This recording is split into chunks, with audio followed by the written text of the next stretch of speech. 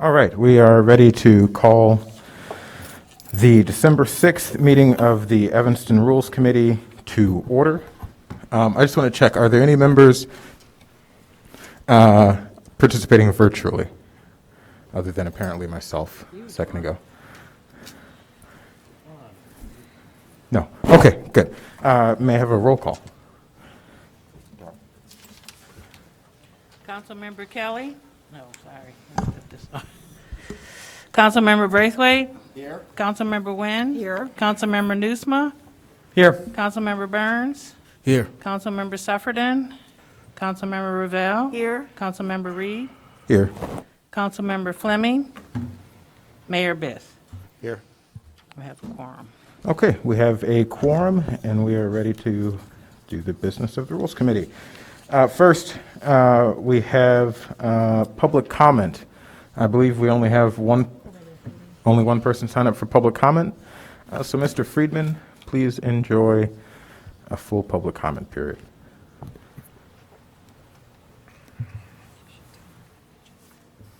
So I get 45 minutes? You get 3. Can we compromise? It's okay. Happy Hanukkah to everybody who celebrates it. Thank you for the email notification for this Rules Committee meeting, which I've been asking for a long, long time. I don't know what propelled this to happen now, but thank you for the email notification for Rules Committee. We have a lot of good items for discussion. I'm sure the community residents would be happy to participate in these discussions.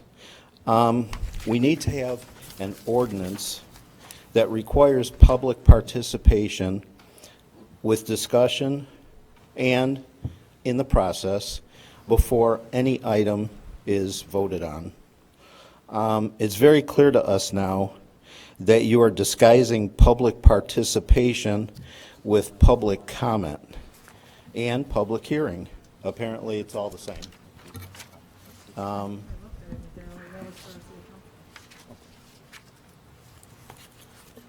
I discovered a citizen participation amendment plan, and I was all excited because there actually is a public participation plan. So I'm wondering what that means. And once I read it, it looks like it's public comment. So everything goes back to, so as long as there's a public comment, your duties are fulfilled, and the residents don't need to have any participation in the process or in the discussion of anything, any decisions that are made. So we're continuously being left out, and it has to stop.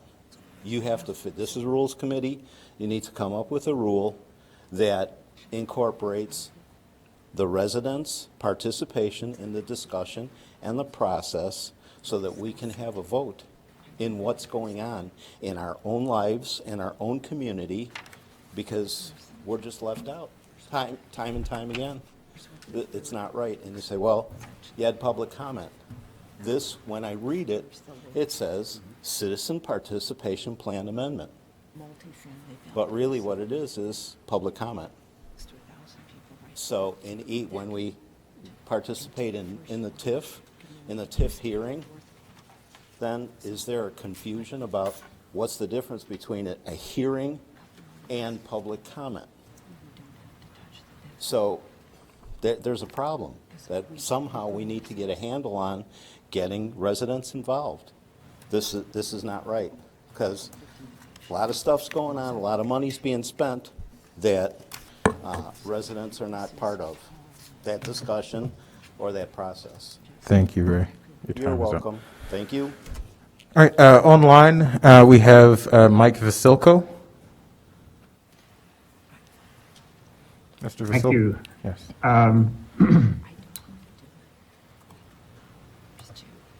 So, looking at the Rules Committee agenda, saving my other comments for the council meeting. So I do agree with R6 that council members should be paid more. I think the mayor should be paid more. I think both the mayor and the council members should be full-time employees. And I think the search for a city manager should be suspended until you guys have a discussion about changing the form of government we have. Because I think personally, and I know a few others that would agree with me at least, the system we have doesn't work. The amount of money you pay a interim temp city manager and assistant city managers and the assistant city managers all could be used to increase your salaries to full-time with benefits and expenses, etc. So I agree with that.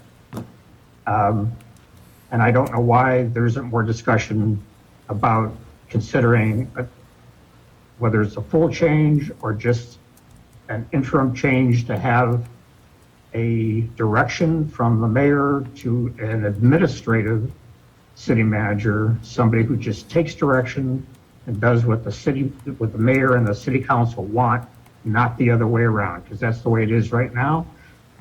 The city manager, even an interim city manager, directs this council what to do, and you guys fall for it every time.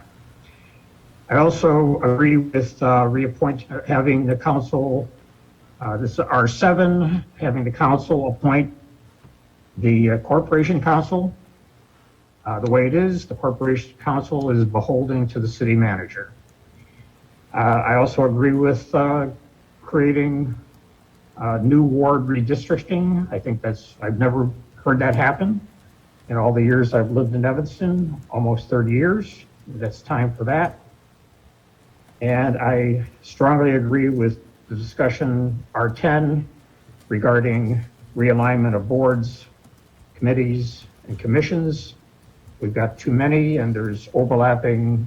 Right now, we've got a bunch of overlapping committees. So that's my 2 cents. Thanks, Devon.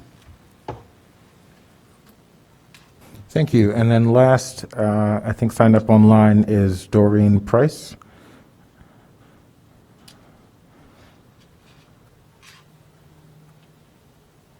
Going once. Going twice, Doreen Price for Public Comment Rules Committee. Okay, we will move on then. No, Oh, wait, I was just- muted. Sorry. Yes. I was muted. Is it okay? Yes, go ahead. Okay, sorry. I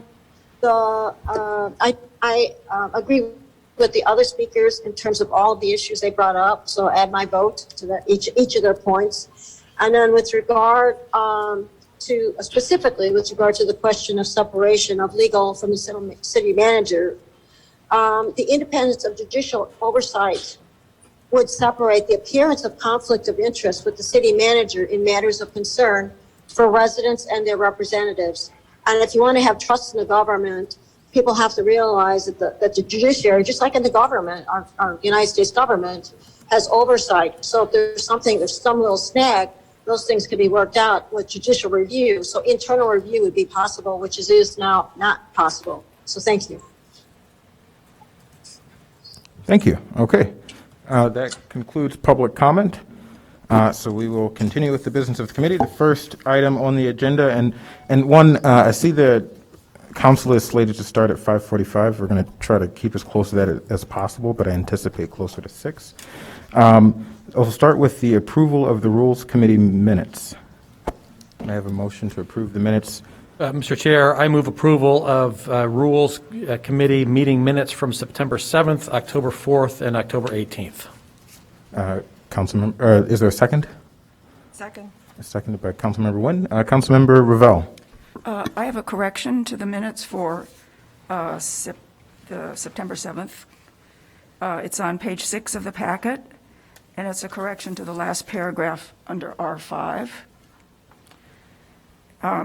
As you recall, it was a very long and complicated conversation, and the motion, and Councilmember Reed, you'll be the best person to actually remember what you said, but I don't believe you I don't believe your motion was to serve a 6-month term, but rather a 4-month term. Correct. October through October through January. Yes, if it isn't correct in the minutes, it is certainly correct on the chart that we have that, Right, 'cause- but the minutes need to be corrected. okay. So I think, is there a second to that amendment? Second. Second, all right. All those in favor? Aye. Okay, and then, Dar, do you have that? I was looking for that. What page? It's on page 6 of the packet. Okay, Manager Ganderski has that. All right, any further amendments? All right, now we'll move to the approval of the minutes. All those in favor? Aye. Aye. All those opposed? Any abstentions? The ayes have it. All right, I would, we're going to move through this, try to move through it quickly. There are a few things that I want to switch around, but we'll start with R2. May I have a motion for R2 ordinance 110-021, amending Title II of the City Code codifying the Finance and Budget Committee. Mr. Chair, I'll make that motion on ordinance 110-0-21. Okay, is there a second? Second. Any discussion? Councilmember Nusma. I'll pretend we're sitting in the council chambers together. I, No, I'm teasing. I'm just Doreen, you're going to I'm want to just mute yourself? Oh, sorry. Councilmember Nusma. Thank you, Chair Reid. I didn't see anything in the proposed ordinance about term limits, which apply to most but not all of the other BCCs. And so I just want to make sure that wasn't an oversight, and we at least have a discussion. Did I miss it? Yeah, it's right there. What page are you on there? Page 3 of 5. Page 16 of the packet. Page 16 of the packet. Okay, if it's in there, then I missed it. Page 16 of the packet. Oh, My oversight, apologies. yes, okay. Anything further, Councilmember Nusma? Okay, I do know that Councilmember Kelly sent a text message to me and an email to me. Is Council Cummings here? Okay, so then maybe Ms. Ruggie, Councilmember Kelly sent that, that this committee, or that the Finance and Budget Committee should be within the ordinance, that the Finance and Budget Committee will serve as the liaison to the pension boards, both the fire and police boards, and that would be removed from APNW. And that was something that was discussed here quite a while ago and approved by this council. So is that Councilmember Braithwaite? I don't recall that. And who is the staff person to the budget committee? Hitesh and Kate Lewis-Lakin. Hitesh and Kate Lewis-Lakin. I guess I'll defer to the chair. I don't recall that being a conversation that we've had at APNW, and I think I've only missed one meeting. Councilmember One, if you want to respond. I- And then I don't think your microphone is on, sir. It is on his. Oh, okay. Just my voice, yep. We haven't discussed this at Finance and Budget, but we only had one meeting, so I don't remember. We covered a lot of different topics. Traditionally, the pension boards do report to APNW, so ANPW. I don't really have an opinion on this. I think it would be fine if it continues to report to ANPW. Obviously, the Finance and Budget Committee is going to be studying the pension issues. Traditionally, the whole council receives that report from the pension boards, and we have a thorough discussion about it. Thank you, Councilmember Nguyen. And I Oh, I'm sorry. imagine that as we move forward with Finance and Budget, obviously pensions are going to be a significant point of discussion. I would say in the history of this council that the fire and police pension boards have always felt very comfortable coming directly to the council to discuss the issues that they have. I don't think it's necessary to put another layer between them and standing committee of the council. Thank you, Councilmember Nguyen. Is there any other? Councilmember Nusma. I've had a chance to catch up with you here. I do see, back on the term limits question, the draft proposal does say that the 3 resident members shall serve 2-year terms. 2 one-year terms? Terms of 2 years is what it means, with the option to extend it as needed. But there are no term limits implied or explicitly stated. And most of the other BCCs do have term limits. Typically, it's a 2-term limit. Do you have language that you wanted to put? Yeah, so I would just suggest, if we need to make it a motion, amending Section 2-19-3 to impose a term limit of 2 terms. Okay. Council Ruggie. Thank you, Chair Reed. Alexandra Ruggie, Assistant City Attorney. Back to the issue that you brought up, Chair Reed, it does say in here that in Part 219.4, Powers and Duties, under Part E, the Finance and Budget Committee will recommend funding for city pensions, including debt issuance and the capital plan. So, I mean, that part is in there. Okay. And that's to Councilmember Kelly's concern? Okay. That's correct. I do want to answer Councilmember Newsom's question as well. First, I guess to Councilmember Kelly, since he just raised that. My recollection is that we did have the discussion. I pretty distinctly remember us discussing that it would make sense for the Finance and Budget Committee to have the pension board serve as the liaison. I do remember there being a bit of contention on that, but I remember that my recollection is that we ultimately settled on it moving to Finance and Budget because of some of the alignment that you just mentioned, Councilmember Nguyen. But I think, I mean, either way, I think we have time between now. I do not believe this ends here. It goes to council for approval, and so we'll have time to look back at the record and get a solid answer on what we decided to do, and we can always change our mind. Councilmember Nusma, to your question, I don't recall if it's in the rules or where it states that council members or that committee members tend to serve for 2 terms max. I don't know if that's an ordinance or rules. I think it's rules, yeah. And so we'll have Ms. Ruggie check that as we're moving along and as you're proposing this language. But I think it may make sense to have your amendment read, if it is in the rules, that the ordinance read that we shall follow term limits in accordance with the council rules or whatever ordinance or authorizing things. So if we want to change that down the road, this ordinance would automatically update with whatever we decide to do in the future. Right. As a point of reference, our next agenda item is amending city code for the Equity Empowerment Commission. That ordinance does include term limits explicitly stated. Council Ruggie. Just to respond to your question, so City Council Rule 5.2 does specify that a board or commission appointee may be reappointed only once. So legally, I think you can put it in there or refer to the rules. But if it's consistent with the other ordinances, it might be consistent to just put it in there for this one. Oh. So I'll make the motion to make that explicit in the ordinance, if there's a second. That was moved by Councilmember Nusma, seconded by Alderman Ravel. Is there any discussion on that amendment? Seeing none, all those in favor? Oh, I'm sorry. Aye. Aye. All those opposed?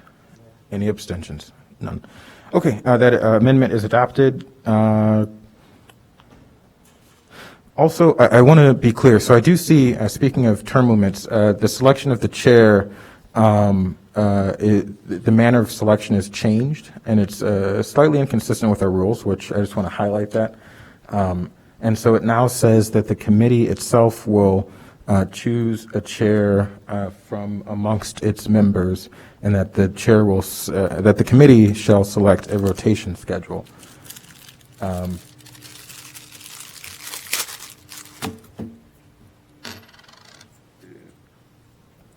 Which is inconsistent. Typically, our rules state that a committee such as this, consisting of council members, of members of council, and community members that reports directly to council, that those members would be appointed, and the terms would be selected by the Rules Committee.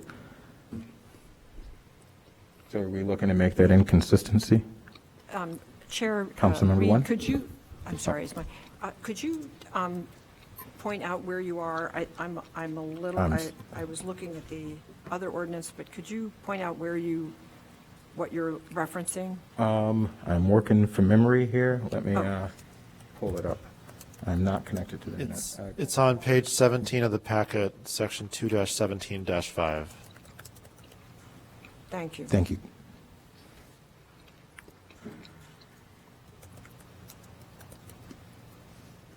So is this proposed language that's here underlined? Is that what that is? Yes. Okay. And who is proposing that? I'm actually, yeah, that's, thank you for asking that, Councilmember Wen. I'm actually unclear. This says staff recommends this. I'm unclear. We have the referrals committee. I'm unclear exactly where this came from. I think that was a carryover from the last time we discussed it, Okay. which was a while ago. It was part of the rules originally, remember? Okay. So who made the referral?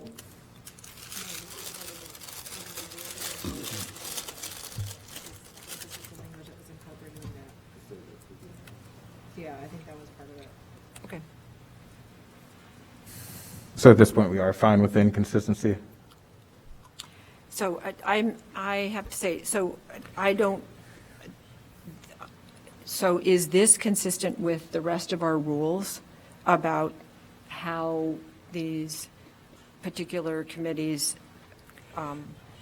determine who is chair? It is not. Our rules, and Ms. Ruggie or Manager Kandersky, if you can pull it up, our rules say that for a committee that reports, a committee consisting of both council members and community members that reports directly to council shall have its chair appointed by the Rules Committee. I don't remember exactly which rule, but Ms. Ruggie can confirm that. Yeah, that's correct. It is Rule 5.6.2. Okay, so I would just like everything to line up correctly, so that when someone looks over what we're doing, that we are being consistent. So either the committee elects the chairperson or the Rules Committee. So if we already have committees that the Rules Committee selects the chair for, or we have committees that the committee selects the chair, we should do one or the other. Oh, yes. So I agree. I think we should have consistency. I would think that we would maybe strike that language, particularly with a committee as important. You know, this is the closest thing, I think, to a standing committee that you can get here. And it makes sense for the entire council to have a voice in who's chairing this committee. And I think we should just, again, as you said, create consistency with our rules. Well, I understand that, but I also think, you know, the committee can, sometimes in the past, we've had the committees select the chair over, you know, over the history of my time on the council. So I just think we need to be consistent. So I don't know what that means in terms of what we already do. I've lost track. Mayor Biss. Thank you, Mr. Chairman. I move that we strike 2-17-5 from this proposed ordinance, which would make the city code silent on the selection of a chairperson and allow Rule 5.6.2 to control. Second. All those, it's been moved and seconded. Any further discussion on that motion? No. All those in favor? Aye. All those opposed? Any abstentions? That amendment is passed. Is there any further discussion on this item? Seeing none, it's been moved and seconded.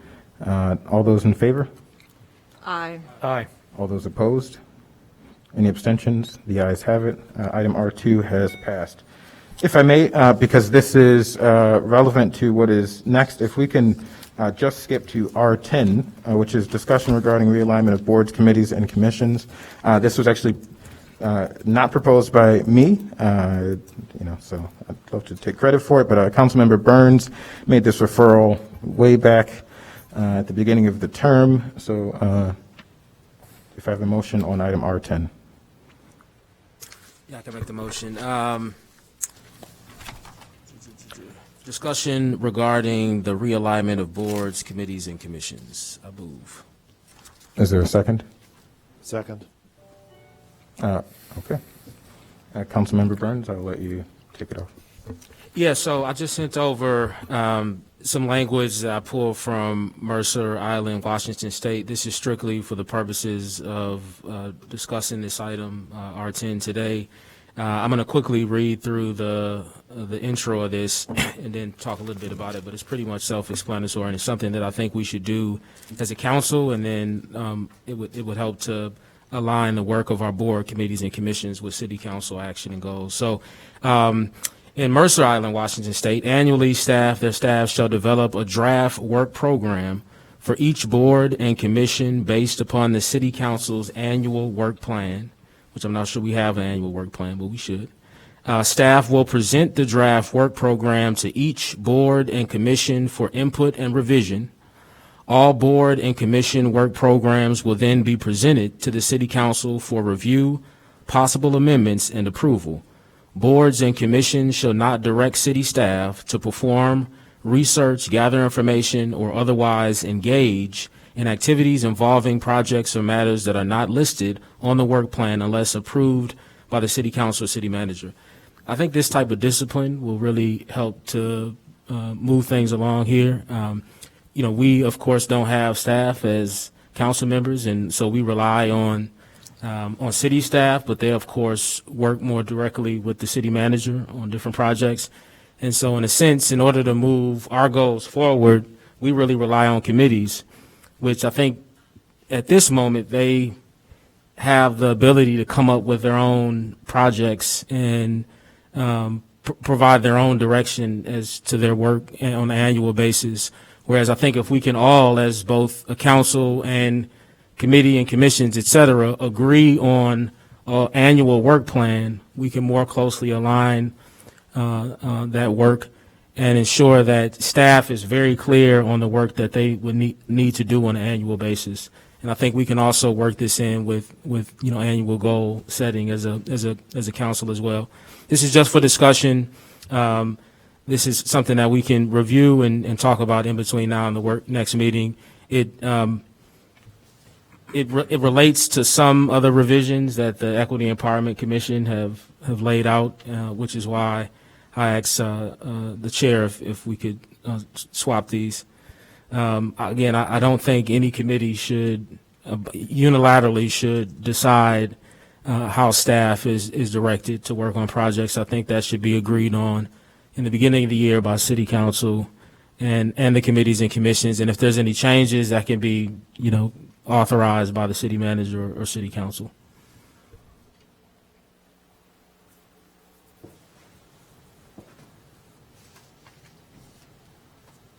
Is there any further discussion?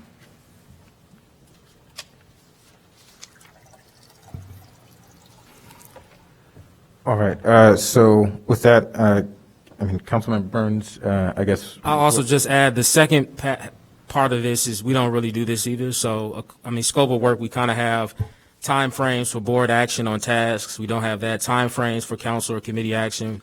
For example, periodic review or interim reports. I don't think we have that. Annual review. Annually review as portions of the comprehensive plan or the departmental multi-year plans and suggest desired amendments there too.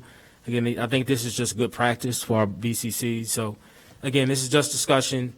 Let's review it and then we can bring it back at some point. But I think this is a good language to start. Councilmember Nusma, then Ravel. So what I've heard so far relates not necessarily to restructuring our vast array of boards and committees, but kind of defining a process and procedure for how we manage these committees.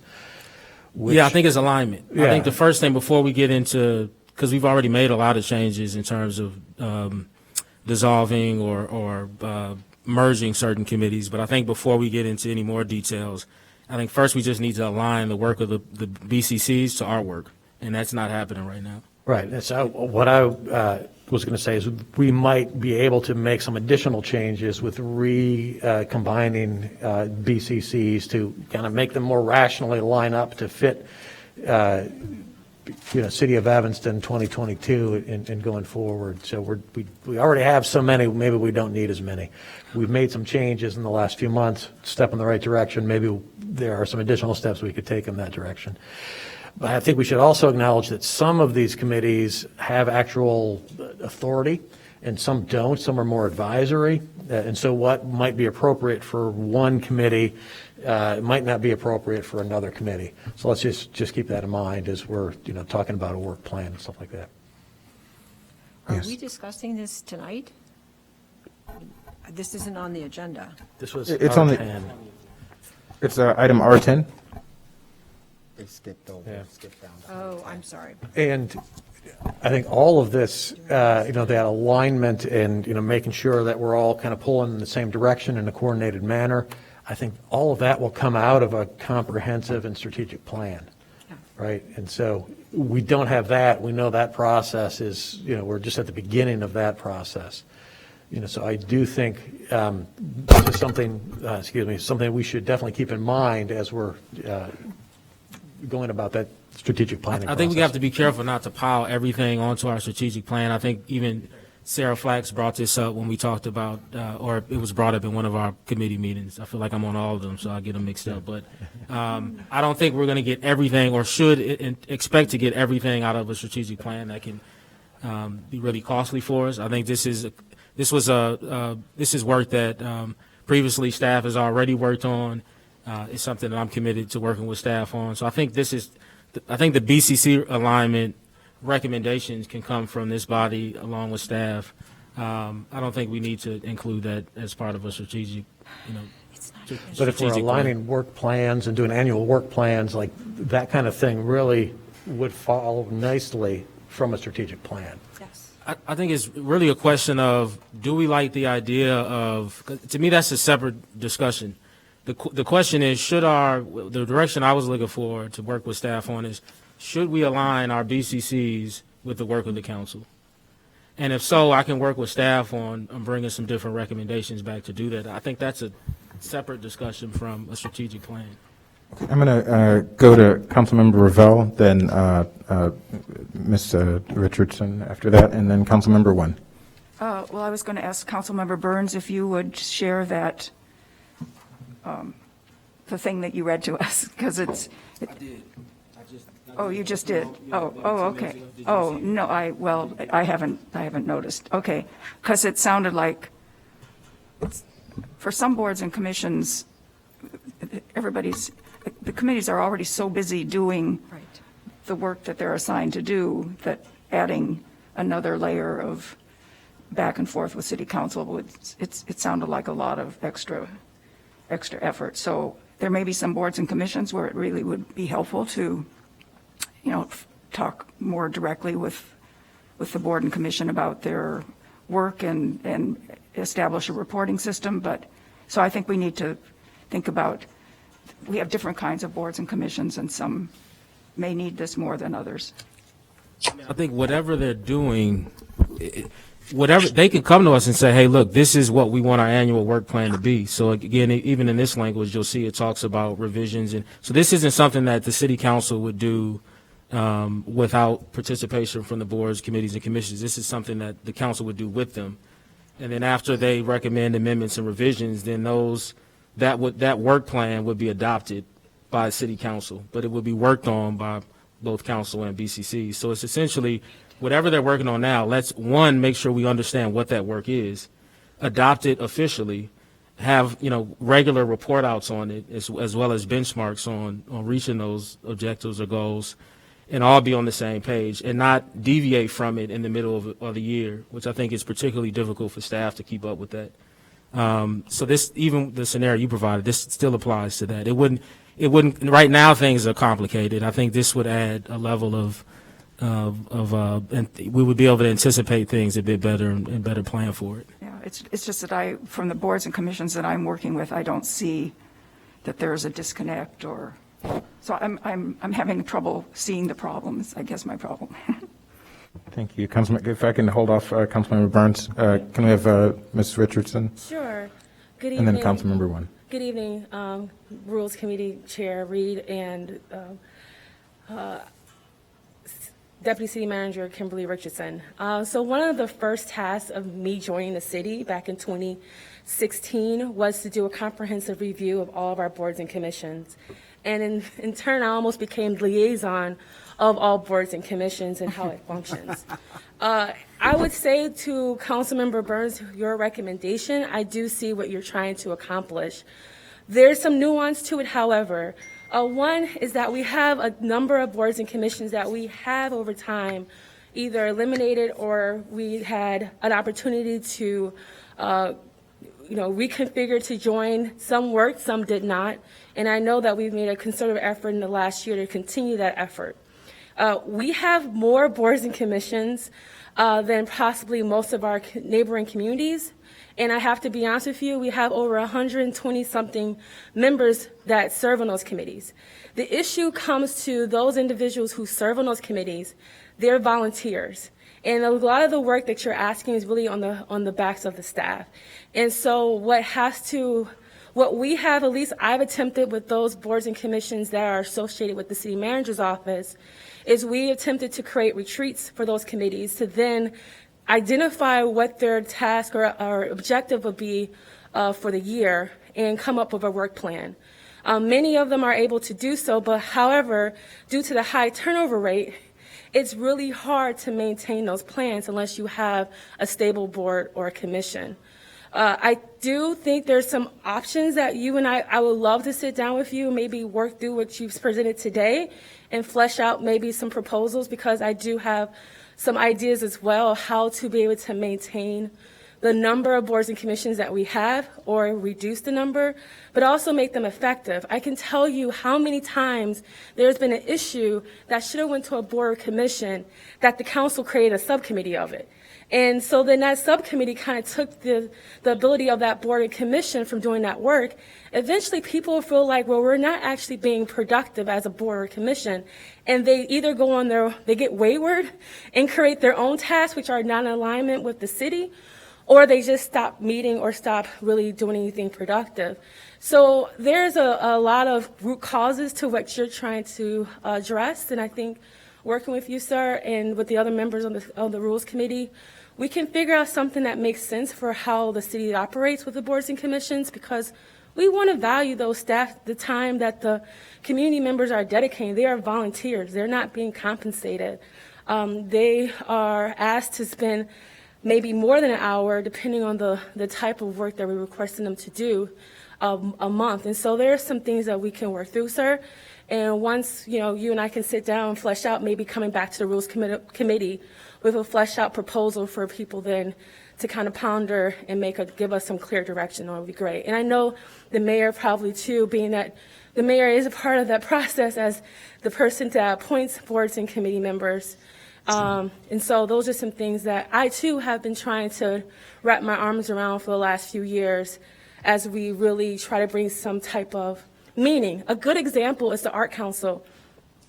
Initially, the Art Council was kind of like in the wind doing their own thing and being very strategic with the previous administration on bringing on committee members that were more diverse, but also diverse in their level of interest in arts, really changed the committee structure. And now we have a committee that, as you are going to be acknowledging, has been awarded multiple grants. $150,000 grant is nothing to sneeze at. And that had to do because they had a strategic plan. And a part of that was helping the community arts community recover as part of the COVID response. And so we can discuss more, and I don't want to get too much in the weeds, but I definitely understand where you're trying to address, and I think there's an opportunity there that really can be impactful for both the city council as well as for the community members. Thank you, Ms. Richardson. Councilmember One.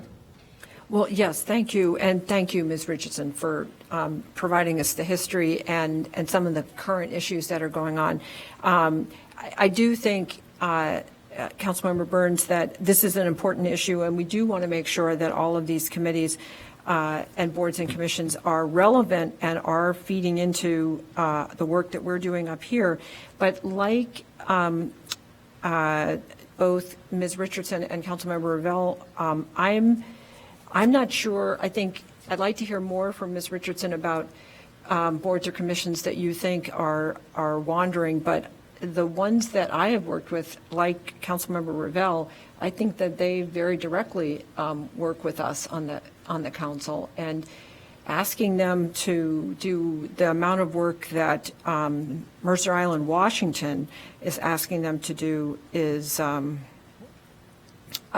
think it's too much for the amount of time that we have volunteers volunteering. I just checked on the Mercer Island website. They have 8 boards or committees. 4 of them have statutory authority.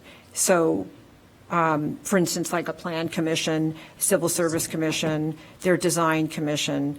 So that leaves about five or so that have to design a work plan. And it's a community of 27,000 people. So I think that's a really interesting idea to have a plan, and in the past we have encouraged them to do that, and some of them have, for instance, the Arts Council. I think the Environment Board is one of those terrific boards that has always been active in bringing issues to the council. So I think it's an issue that we should bring up, but I think I would have appreciated more information about this. I mean, we don't have anything in the packet about this other than realign the boards and commissions. I think we could have had Ms. Richardson provide us with more information. We could have gotten this from Mercer Island. So I'm happy to discuss it, but we need to spend a little bit more time thinking about it beforehand.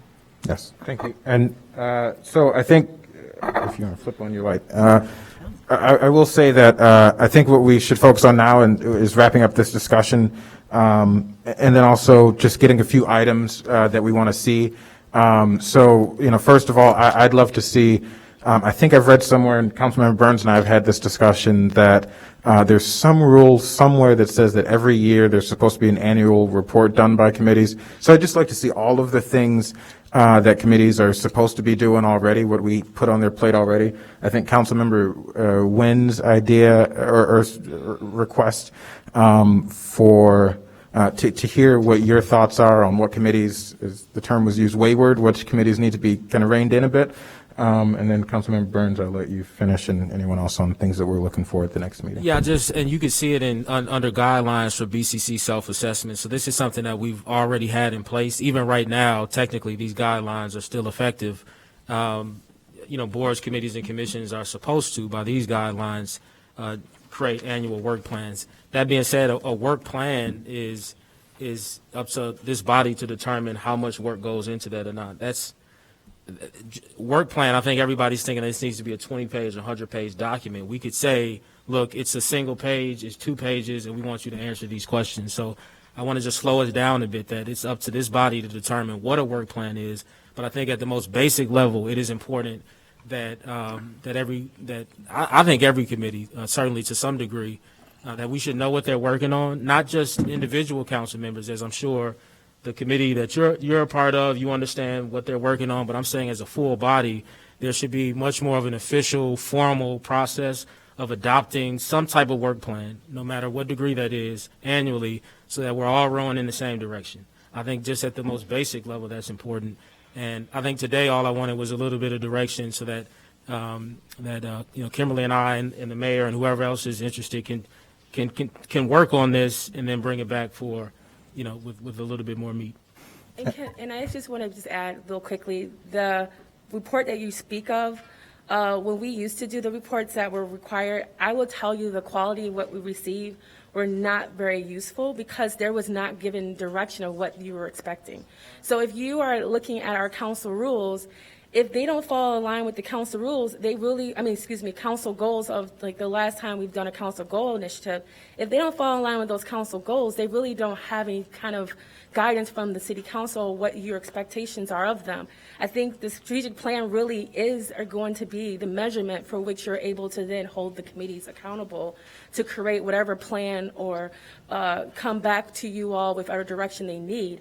But you also have to realize sometimes it's coming from the council themselves. So if you have a meeting and the next day you say, okay, at this meeting we're going to give it to the Environment Board, Equity Empowerment Commission, well, now you just deviated from their work plan that had them doing X, and now they're focusing on Y. So we can discuss this further offline, but I just wanted to give some context because I do understand the concern that you're trying to address. Yes. I want to make sure what you just described doesn't happen anymore. And to be clear, what I'm suggesting is that we work on what that timeline will look like and what the requirements are, not that we say this is your work plan. That absolutely, Councilmember Newsome, to your point, should be developed through a strategic plan. So I'm not saying we determine now what the work plans are for each board, committee, and commissions. What I'm suggesting is that we come up with those requirements, that once those work plans are created, one, that we require that they be created, right, and come up with a timeline. Where does it align with when we set our goals annually as a council, which I don't think,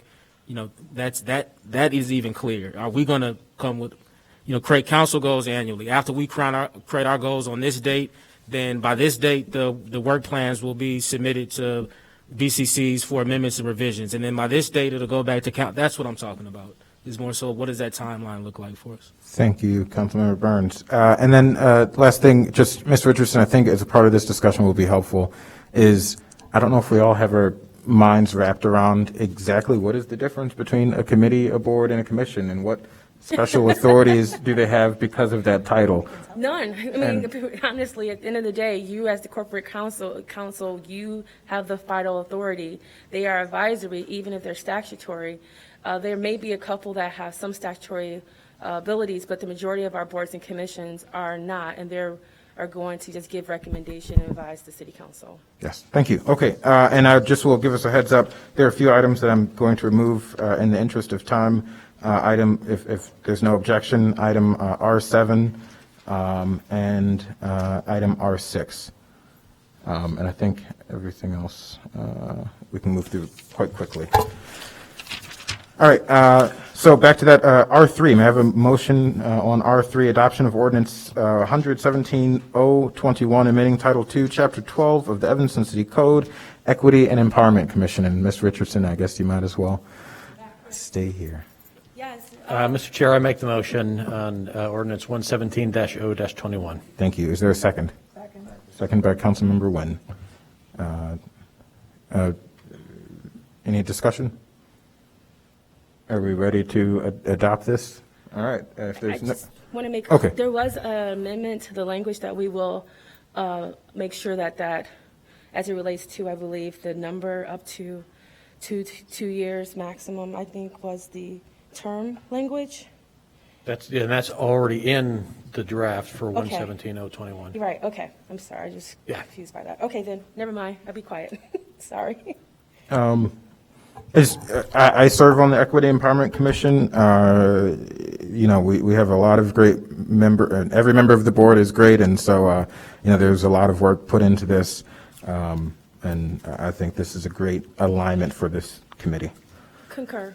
I thought it speaks to what our expectation of the committee should look like moving forward. Yes, and I think also for any council member, I think there is a vacancy. As best as I can understand, there's a vacancy on the Equity Empowerment Commission. So. No, there's no vacancy. I think There's no vacancy. We had 2 council members because I was on, but then I had to step off. So I don't know if we ever put the 2 as a required or just. No, so that vacancy never existed. That position was added, but was never codified. Okay, well, when we adopt this, there will be one position that is available for a council member. Did you read the language? Yes, there's up to 2 council members. Up to 2, but it's still 9 members on the committee. But of the 9, up to 2 can be council members. Okay, well, we'll leave it at that. All right, may I have is there any further discussion? With no further discussion, all those, is this adoption of an ordinance? Yes, all those in favor, say aye. Aye. All those opposed? Any abstentions? All right. Item R4, duties of the ordinance 112-021, amending section 172 of the city code, general duties of the clerk, to add processing of temporary disability vehicle placards and vital records. I move approval. Move approval. Second. Moved by Councilmember Nguyen, seconded by Councilmember Nusma. This was actually a referral by Mayor Biss. Correct? This was your referral? Yes. I don't know if you want to speak to it. If people have questions, I'm happy to answer them, though I think Clerk Mendoza, who's here, would be yes. better positioned to do so. But it's really aligning the code with the practices of the clerk's office. Yes. Is there any discussion? Okay, I have one question. I think this makes sense. I would love to, as this comes to council, since we're talking about the duties of the clerk, I would really like to gain an understanding regarding one piece of the code under 172. I forget the exact line item, it may be G, but it says that the clerk is the custodian and keeper of all books, papers, and records of the city. And I would just love if our law department, between now and this coming back to council, can either look at it. I'd really love if we could work with Ansel Glink. Carrie Lynn Krafthiker is the Municipal Clerk League's lawyer, and I'd love her to just kind of help us get an understanding. Because I think if we're having this discussion about the clerk's duties, it makes sense to make sure that we understand what we're about to readopt again as the clerk's duty, particularly as the custodian and keeper of all books, papers, records of the city. What does that exactly mean? I think is important. That's not okay. So with that, I would love to move this on to council, but have some more analysis on that particular item. With seeing no further discussion, all those in favor of item R4, say aye. Aye. Aye. All those opposed? And any abstentions? All right. Item R4 is adopted unanimously. Item R5. May I have a motion on item R5? Discussion regarding amending City Code 164 to require the mayor to announce mayoral veto at a city council meeting immediately following preceding a veto.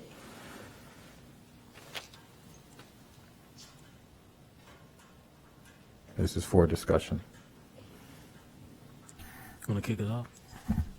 Someone has to move it first. Oh,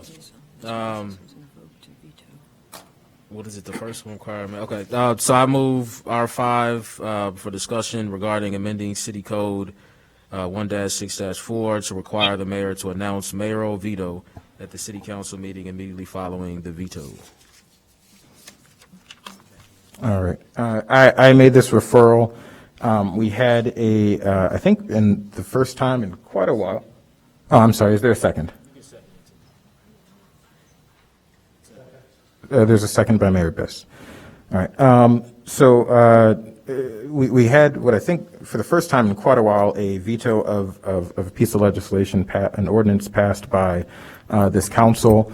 It is not clear in our rules or in our code that the mayor should announce this. And when I proposed this, I don't know if I put an ordinance, a change to the ordinance or a change to our rules, but either way, I think it makes sense. State code actually requires that the mayor announce a veto. I just think it should be clearly listed here in our own rules, so it's clear. It's you don't have to go searching through state code to understand what the responsibility of the mayor is. Is there any, Councilmember Nusma? The way that I'm looking at, sorry, I'm looking at City Code Section 1-6-4, and if the mayor vetoes something, City Code does state that he or she shall return to the City Council with written objections. So that seems to perhaps address the concern. And then if something is vetoed, Section B of 1-6.4 requires that it come back to the City Council. So there is no explicit direction in the code that the mayor has to stand up and say words,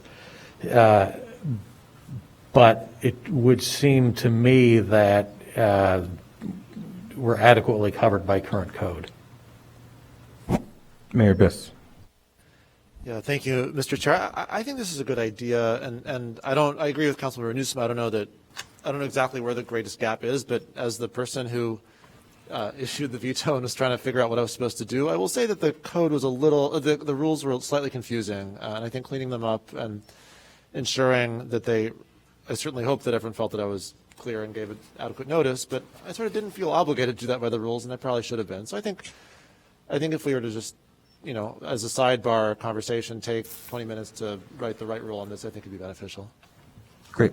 I will say, if there's no further discussion, that I just think it makes sense to create that clarity in our rules, so any mayor, any council, 100 years from now knows what the responsibility is, and there's no gap in clarity. I think, returning it to the council could mean a whole host of things. It could just mean an email. It could mean that it comes to the floor. I just want to make sure that it's clear that the public would know that if something is adopted, if they see something adopted here on the floor, that they actually have the opportunity to know, okay, well, actually the mayor vetoed that, and it is not law. Councilmember Nguyen, and then Councilmember Burns. Yes. Okay. I've got my gray beard growing here. I was a member of the council when the mayor, at that time, Mayor Morton, vetoed the budget. It came back to the next city council meeting with her veto, and it was on the agenda, and the council overrode her veto. So that's the last time I can remember there was a veto, and that was the process that we followed. Thank you. And thank you. I think that process makes sense, and I think it should just be clearly delineated in the codes. Okay. Is there any further? Oh, I'm sorry, Councilmember Burns. Yeah, and I think that was a situation, too, where there was further action that the council was seeking to take, which allowed it to be made public. And I think we should ensure that whatever change we make, that if community members come into a meeting, action was taken on something, and then in between that meeting is vetoed, I think the community should know there's been a change, and that should be announced publicly, or at the very least required to be made public in the agenda or packet or what have you. Thank you. All right. With no further discussion on that item, we can move on. And so the direction, I guess, to staff is come back to the next Rules Committee meeting, and we'll work with folks to have some language on that. All right. We are now on to, yes, R8. So we skipped over R6, R7, and we're going to R8. R8 is discussion regarding the creation of a ward redistricting committee. May I have a motion on that? Moved by Councilmember Fleming, seconded by? Seconded by Councilmember Newsom. All right. Is there any discussion? I am happy to introduce this as okay, Councilmember Nguyen. Yes, I would. I was on the council the last time that we redistricted, and I have some memory of that. Bob Seidenberg probably remembers it well, too. And I'd like us to go back at least and find out what we did at that time, if we can research that. But I do think that we need to examine the census data and figure out whether we need to, redistricting is, I believe, the information that we have so far indicates that it is appropriate. 2010, it wasn't. I mean, so I do think that having a committee to examine this and come up with a strategy, as somewhere in here, it does say the last time around there were 15 maps. I think that if we could come up with a strategy and approach, it would be better not to have 15 maps. It was very confusing the last time, but we made our way through it. So I think that we should have a committee. It should, maybe the initial committee should be just members of the city council to examine the past and what are best practices elsewhere, and then determine what would be come back to the Rules Committee and determine what would be the best strategy going forward. Because I certainly think a committee made up of citizens and council members, if that's appropriate under law, would, with the timeline, would be very helpful. Thank you. Councilmember Burns. Just as somebody, as a political advocate who has worked done a lot of research on redistricting and spoke at state hearings at the request of Representative Gable. And we actually got our maps to change here in Evanston, the state maps, if you didn't notice, and that's something that we really worked hard to do, to get all the Fifth Ward in one state rep district, which we achieved. And so I would love to volunteer for that committee. Just wanted to. Mayor Biss. I don't have any specific objective in mind here, but I would just urge, first of all, I think we have to do this. I think it's really important. But I would urge that we be willing to at least open our minds to a broad variety of options, that we looked at things like the size of the council and things like multi-member wards and at-large seats. Again, I'm not advocating for any of that at this time. I think we'd have to think really carefully before being for that. But it doesn't happen often that we redraw the ward maps, and given the fact that we're probably going to have to based upon the census data, I think we should start the conversation with all options on the table and figure out what's best for the community. Mr. Chair, I would volunteer to serve on that committee. Thank you. Okay. Well, with that, I think the next move is to figure out who would like to. I think Councilmember Nguyen, you're exactly correct that the process should. My idea of the process is a shared one, that we would start off with a committee of council members to determine a general process and move forward. I mean, maybe I should stop there, but I generally do think that potentially the process should in part be citizen-driven, but we can decide that committee can decide that. So I'm hearing Councilmember Nguyen is interested in that committee. I heard Councilmember Burns. I'll raise my hand as well. Councilmember Nusma, which thank you for some of the research that you did earlier. I will volunteer myself as well, and I think that committee, we can, we'll have this come back, and then we can name a chair at the next Rules Committee, and we can discuss amongst the members who wants to chair that. Or we can, I was also thinking that because you did some research, so Councilmember. Was my I'd be happy to chair. And then we can have Councilmember Nusma chair that committee. He's been voluntold. Yes. All right. Yes, I think you said you were willing to. All right. So then Councilmember Nusma will chair that committee, and we can get that redistricting process off the road, or on the road. Yeah, so let's. As the chair, I have that authority just to create a committee and name the chair. So I have used my authority to do that. It's done. Okay. R9 is discussion. I'm sorry. No further discussion on R8. Correct. Great. Moving on. Item R9, discussion regarding creation of a committee to monitor FOIA and Open Meetings Act compliance. Is there a motion? So I move R9 to discuss. To have a discussion regarding creating a committee to monitor FOIA and OMA compliance. Is there a second? Mr. Chair, just as a matter of business on the last item, I think we should probably take a vote to create that committee for item R8. We don't need to take a vote on that. As chair, the chair has the ability. Maybe this isn't a subcommittee of rules, so I think in that case, as it is not a subcommittee of rules, and we are potentially creating a new committee, I think that's in order. So. Suggest leaving it as a subcommittee of rules, so we don't get into this issue of yet another committee that we don't. I think this would be an ad hoc. There is a suggestion that we leave this as a subcommittee of rules. I think that is appropriate as well. I think either one, but. Either way. Okay. If it's a subcommittee, then no vote. I wouldn't think we'd need a vote. Okay. There wasn't a second on that. So can we get a second on item R9? Thank you, Councilmember Ravel. So as far as R9,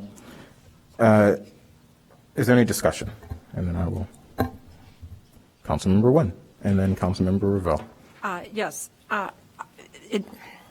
I don't think this committee is necessary. I think the city council is this committee and has this authority to monitor our FOIA and Open Meetings Act compliance. And in the past, when the council has had questions about this, and we have many times, about what is appropriate, are we following the rules correctly, we have made a request of the Attorney General to get the correct opinion on this. So I don't think, I think the entire council actually has a responsibility to individually and as a body to monitor our FOIA compliance and OMA compliance. So I don't think that we should create a new committee for this,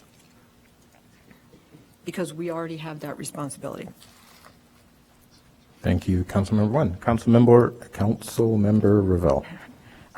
Well, I agree that we don't really need a committee to do this. Our rules already provide, council rules provide that I think the Rules Committee has responsibility for compliance with the Open Meetings Act. And as for the FOIA, I would defer to our city clerk, who has responsibility for FOIA, and perhaps the council would like to ask for an annual report, FOIA report from the city clerk or something like that, but I guess I really don't see the need for a separate committee. Councilmember Fleming. Yeah, I would agree. I think just with Alderman Ravel, I think it's worthwhile for us to follow what's happening.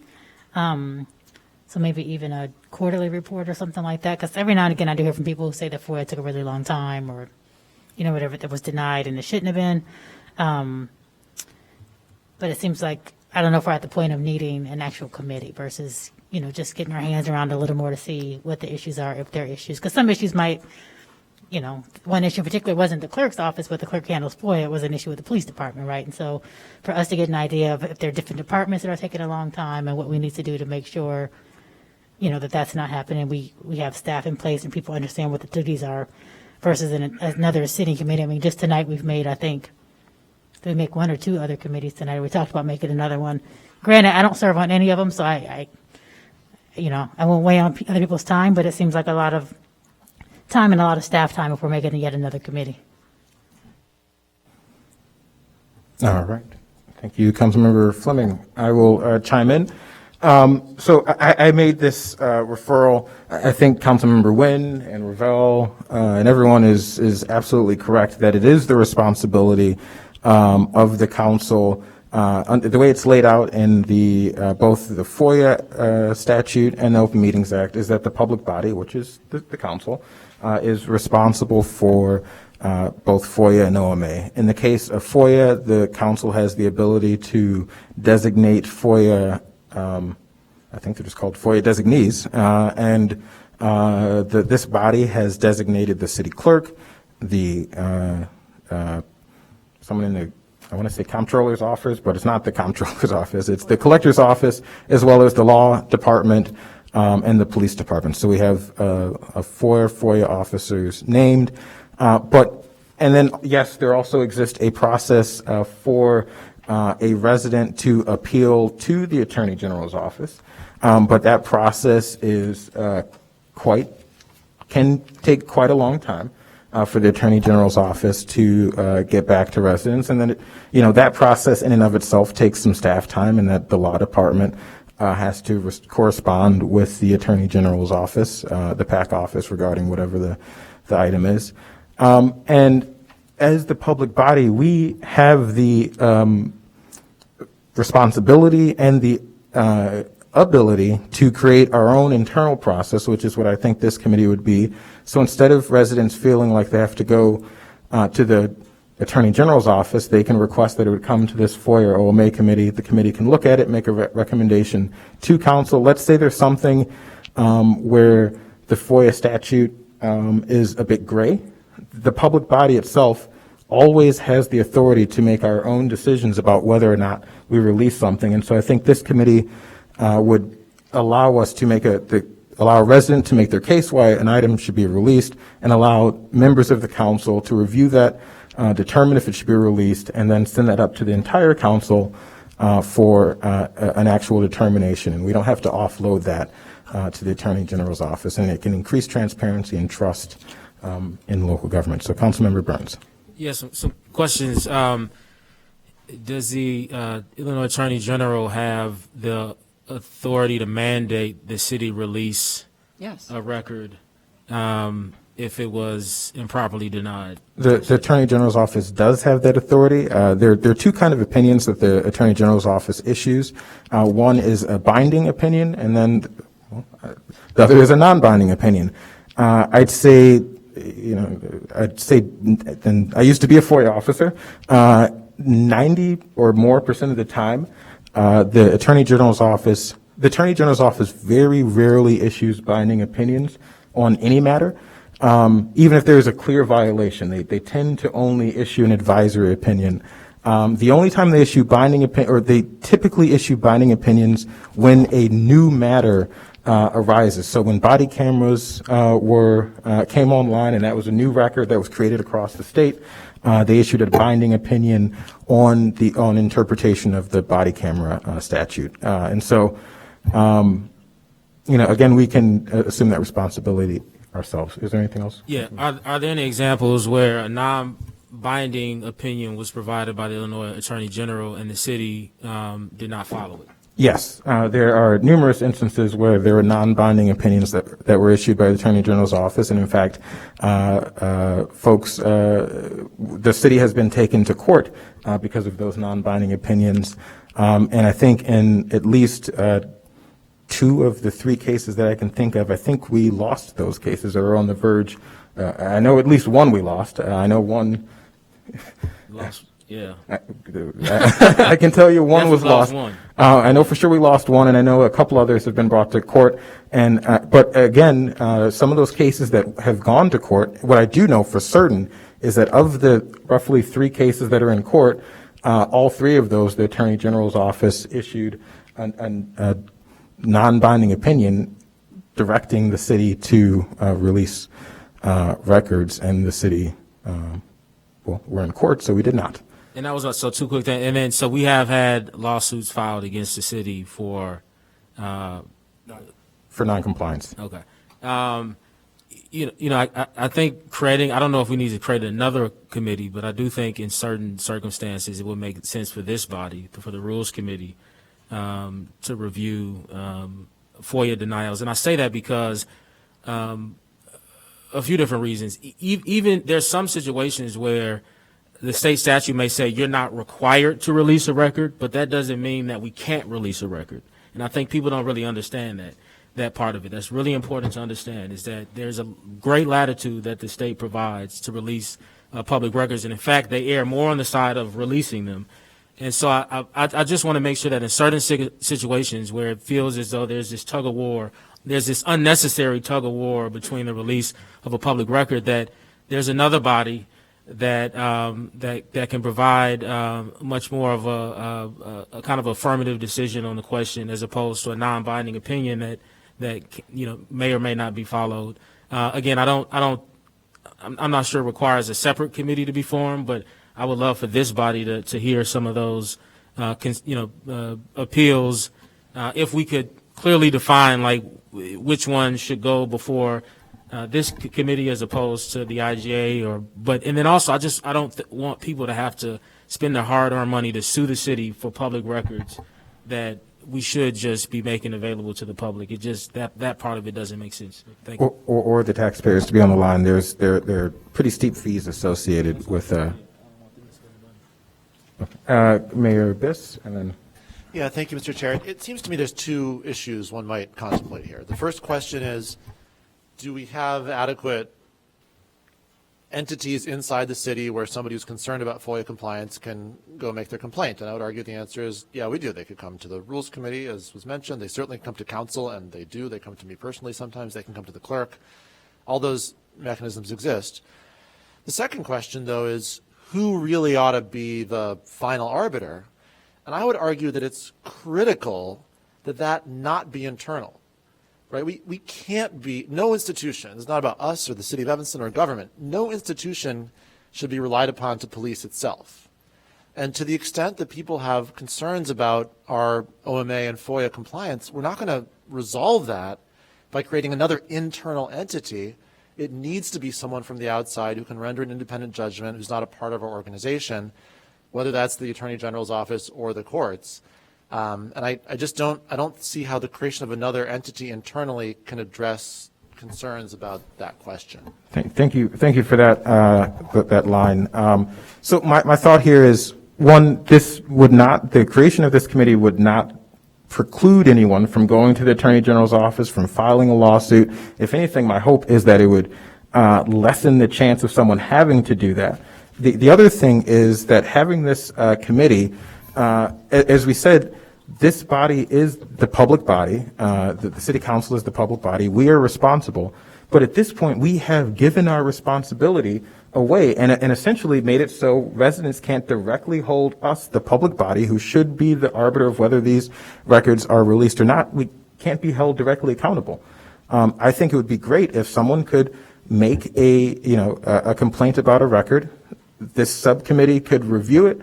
If we thought it could come up to the entire council, I think it should come up to the entire council, but I think this body would be the body to review it first.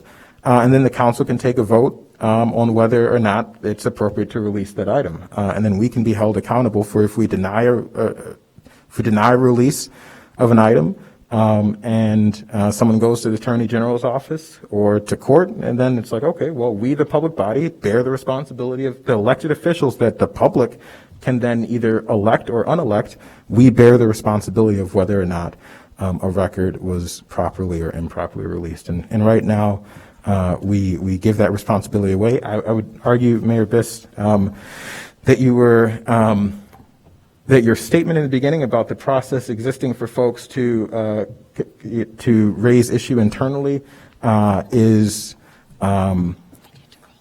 it is an optimistic view of what is available and what happens, because I served as clerk. Residents cannot bring a FOIA matter to the Rules Committee. There's no mechanism that says, hey, you can get, if you feel that your FOIA was improperly denied, that you can get a hearing at the Rules Committee and have the entire council look at that and decide whether or not we as the public body have decided that this record should be released. And, this has happened. A number of really important issues have been FOIA'd and denied, and the public body has not really taken a stance on that. And that's everything from police body cameras, that footage that demonstrated that led to a an over $1 million lawsuit that I don't think that was FOIA'd and wasn't delivered to the respondent correctly years ago. There are a number of other issues, such as the matters that are in the courts now, or that have been in the courts just in the last few years, and there's a whole host of issues that have come up, and I do think it's prudent for this body to take responsibility for that. So, but with that, I want to move on to the next meeting before 6:30. Excuse me, Chair Reed, my light was on. I'm sorry, go ahead. Thank you. Alex Ruggie, Assistant City Attorney. Just to clarify some issues.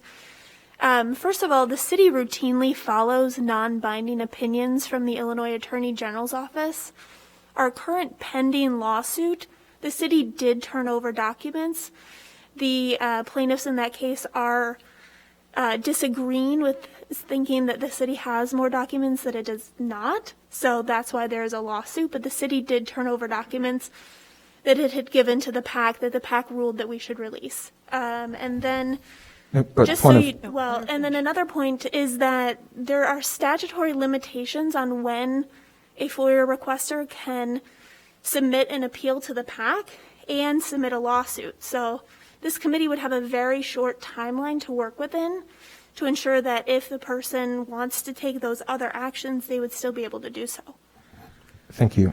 So to respond to that, actually, again, there wouldn't be a short window for this committee. In fact, to some of the things that were raised earlier, and thank you for bringing that up, there is a short timeline. There's a 60-day window that you have to file a FOIA request for review with the PAC office. And if you are outside of that 60-day window, you can no longer file with the PAC office. So then there is no third party. There is no higher authority to review this. And so, again, this committee would allow for someone who, 90 days after they were denied, realized, oh, shucks, I think I've been, wronged here, and I would like to, have a review of this matter, the only option that they would have is to file a court case and, go through what could be expensive legal fees and filing fees. This would create an option for that person who has, 61 days after they're wrongfully denied an item, come back or have that come to a committee of the council and have it reviewed. The other thing is, I think that's another great example is of the case that you mentioned there that's in court. The PAC office gave a non-binding opinion, and folks still filed a lawsuit. So apparently the records weren't turned over before the lawsuit was filed.